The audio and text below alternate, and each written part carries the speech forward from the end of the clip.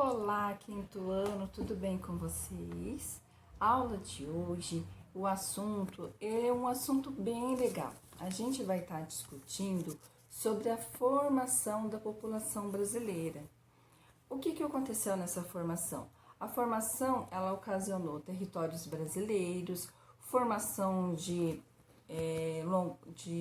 longos os séculos, resultou de ciclos econômicos, né?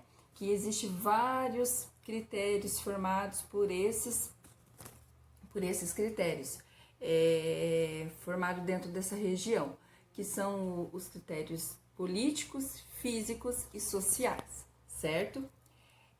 Tudo isso está dentro do Instituto Brasileiro de Geografia e Estatística, e dentro dele são 5 regiões que ele abrange. E quais delas são? O Centro-Oeste, o Nordeste, o Sudeste e o Sul, certo? O Brasil em si, ele é um país mais lindo do mundo. Quando se fala da sua população, é um país de extrema miscigenação, é a mistura de povos. E por que essa mistura de povos, professora? Essa mistura de povos ocasionou um processo de ocupação de terras brasileiras, no caso, no período colonial, né? Formados, então, em 3 grupos. Quais são esses 3 grupos? Os grupos são os grupos indígenas, os nativos, né? Que já estavam, os brancos inicialmente, que chegaram aqui juntamente com os portugueses, e posteriormente os imigrantes, que ocuparam uma grande parte da região sul do Brasil, certo? Os negros, eles vieram sobre as condições de pessoas escravizadas dos continentes africanos. Infelizmente, é um dos fatos tristes do nosso contexto histórico, né, brasileiro. Mas essas 3 populações formaram-se, então, a estrutura da população brasileira. E essa mistura que nós temos, no caso, hoje, no nosso território. Bom, de uma maneira simples para mim estar explicando para vocês sobre a população brasileira, é extremamente diversa e miscigenada, que resulta um processo colonial que trouxe várias pessoas de todo o mundo, de várias pessoas de todas as regiões do mundo, né?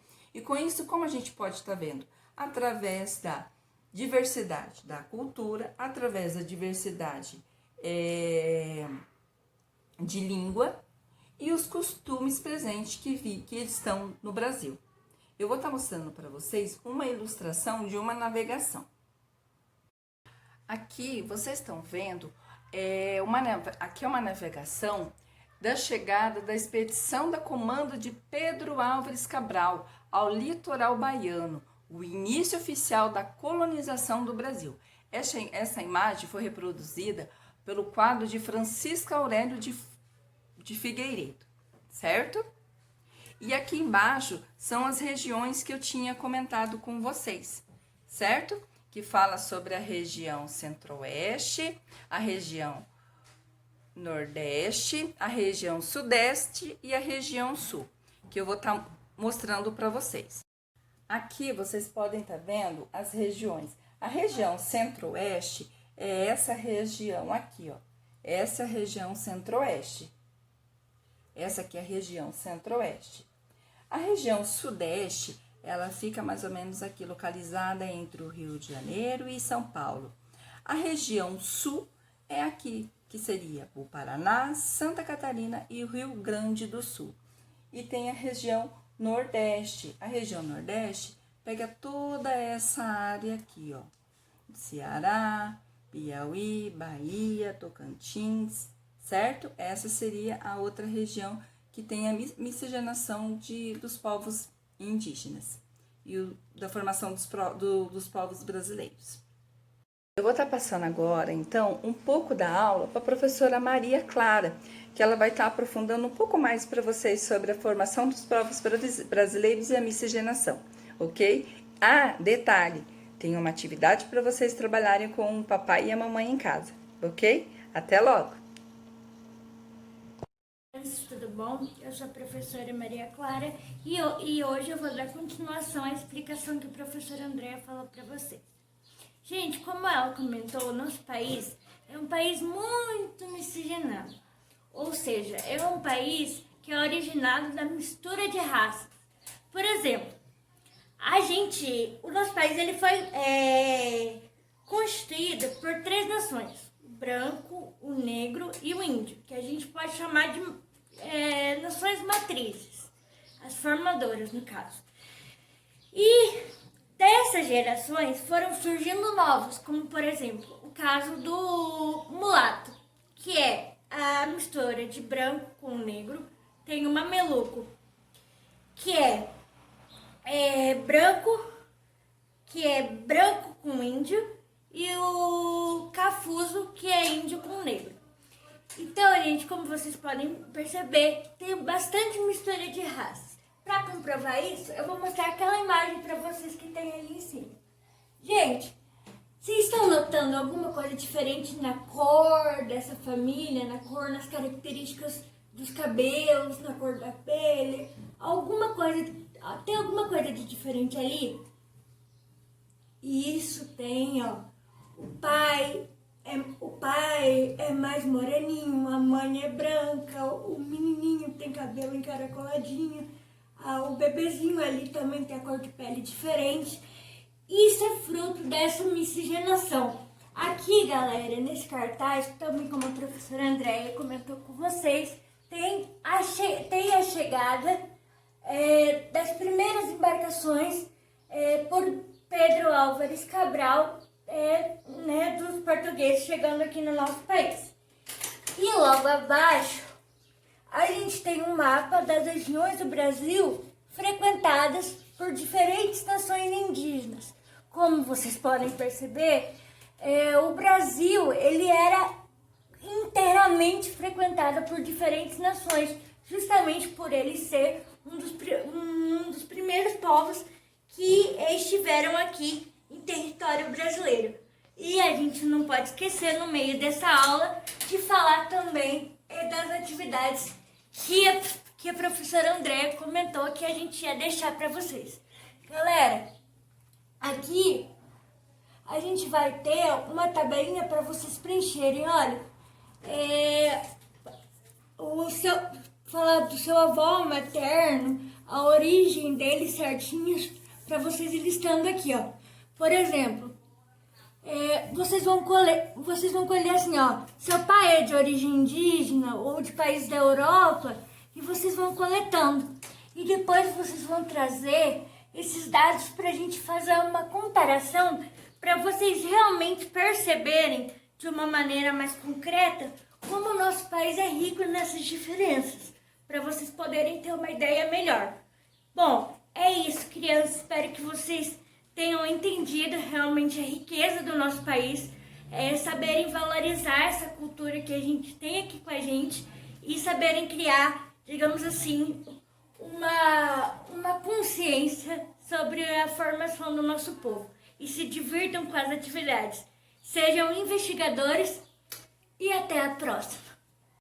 Ei, gente, só dei essa passadinha rápida aqui para deixar vocês com um vídeo rapidíssimo sobre a colonização do Brasil, para vocês entenderem melhor essa história e se divertirem ainda mais, como se vocês estivessem viajando no tempo. Se divirtam e até mais.